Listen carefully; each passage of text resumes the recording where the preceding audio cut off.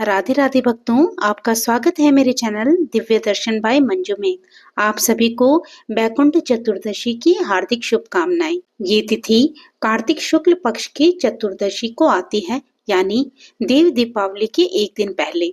ये दिन भगवान विष्णु और भगवान शंकर की संयुक्त आराधना का दिन है। कहा जाता है कि इस दिन भगवान विष्णु ने काशी में जाकर भगवान शिव की पूजा की थी, इसलिए काशी में आज भी इस दिन का पर्व बैकुंठ चतुर्दशी महोत्सव के रूप में मनाया जाता है।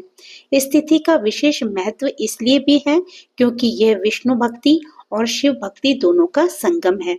जो इस दिन व्रत रखता है उसे हरि और हर दोनों का आशीर्वाद प्राप्त होता है। तो चलिए भक्तों, आज के इस पावन दिन पर हम आपको वैकुंठ चतुर्दशी की कथा सुनाते हैं। आप इस कथा का श्रवण अंत तक कीजिएगा।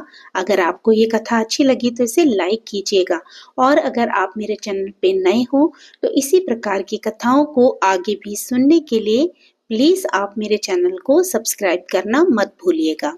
एक बार भगवान विष्णु को ये विचार आया कि मैं तो अपने भक्तों को मोक्ष देता हूँ, परंतु मेरे मित्र भगवान शंकर का स्थान तो काशी में है, जहाँ मोक्ष अपने आप मिलता है। क्यों ना मैं स्वयं वहां जाकर भगवान शंकर की आराधना करूं। ऐसा सोचकर भगवान विष्णु काशी नगरी में पहुंचे। वहां उन्होंने मणिकर्णिका तीर्थ में स्नान किया। उसके बाद 1000 कमल के पुष्प लेकर भगवान शंकर की आराधना करनी उन्होंने आरंभ की। भगवान विष्णु ने संकल्प किया कि इन 1000 कमलों से मैं भगवान शंकर के एक एक नाम के साथ पूजा करूंगा। वे हर पुष्प अर्पित करते हुए ओम नमः शिवाय का जप करने लगे। जब 999 कमल अर्पित हो चुके तो अंतिम कमल कहीं दिखाई नहीं दिया, क्योंकि वह अंतिम कमल शिवजी भगवान ने छुपा लिया था और वह विष्णु भगवान की भक्ति की परीक्षा ले रहे थे। भगवान विष्णु बहुत चिंतित हो गए। अब एक कमल की कमी कैसे पूरी करूं? तभी उन्हें याद आया कि उनका एक नाम पुंडरीकाक्ष है, जो उनके भक्तों ने दिया है, जिसका अर्थ होता है कमल के समान नयन वाले, अर्थात उनकी आंखें स्वयं कमल के समान है। तो उन्होंने निश्चय किया, मैं अपनी एक आंख ही अंतिम कमल के रूप में अर्पित कर दूं। भगवान विष्णु ने अपनी आंख निकालकर शिवलिंग पर चढ़ाने का प्रयास किया।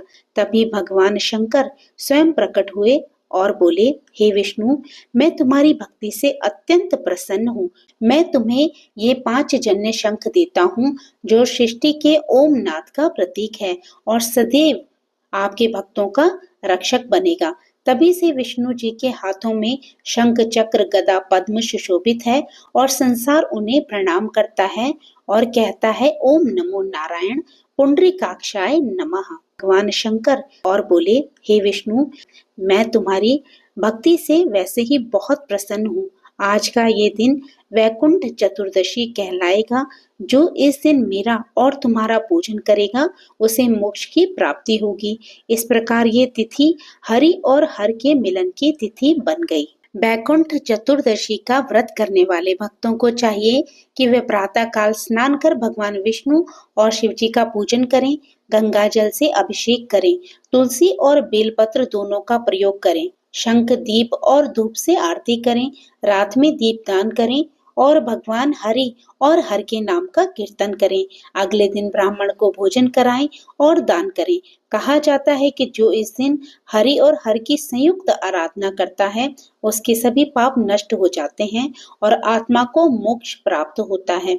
जिस दिन भगवान हरि ने भगवान हर यानी महादेव को प्रसन्न किया और भगवान हर ने हरि को अपने नेत्र के समान स्थान दिया, वह दिन है वैकुंठ चतुर्दशी का दिन। यह दिन हमें सिखाता है कि भक्ति का मार्ग किसी एक देव तक सीमित नहीं। जब हरि और हर एक हैं तो उनके भक्त भी एक हैं। जो इस दिन श्रद्धा, प्रेम और भक्ति से व्रत रखता है उसे हरि का वैकुंठ और हर का काशी दोनों धाम का वरदान प्राप्त होता है। तो प्रेम से बोलिए, जय श्री हरि, हर हर महादेव।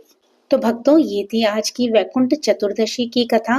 मुझे आशा है कि आपको ये कथा पसंद आई होगी। अगर आप मेरे चैनल पर नए हो तो प्लीज मेरे चैनल को सब्सक्राइब जरूर कर दीजिएगा, ताकि आने वाली सभी कथाओं को आप मेरे चैनल पर सुन सकें।